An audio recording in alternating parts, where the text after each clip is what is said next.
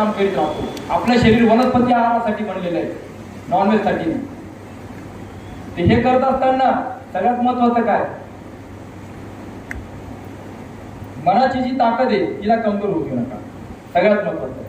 आणि दुसरी गोष्ट म्हणजे हे करत असताना जी 15 दिवसाची दिनचर्या आहे ती करताना 15 दिवसानंतर काय, तर 15 दिवसानंतर दिवसाचा आहार कच्चा, रात्रीचा शिजवलेला। त्याचं कारण मी मागे सांगितलंय, वयाच्या 25 वर्षानंतर या सगळ्याच्या क्षेत्रातील लोक आजारी दिसतात, तर ते एकच प्रमुख कारण आहे, वयाच्या 25 वर्षानंतर जी व्यक्ती सकाळी नाश्ता आणि दुपारी जेवण करते ती स्वस्थ राहत नाही।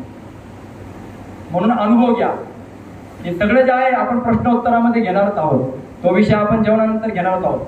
पण तेच कारण मी तुम्हाला सांगतोय का माझं जे शरीर आहे आता 25 वर्षाच्या पुढे गेलेले, तर मला जे आहे सकाळचा नाश्ता हा बिलकुल नाही, दिवसभरामध्ये टोटल कच्चा आणि रात्रीचं जेवण हे 15 दिवसानंतर।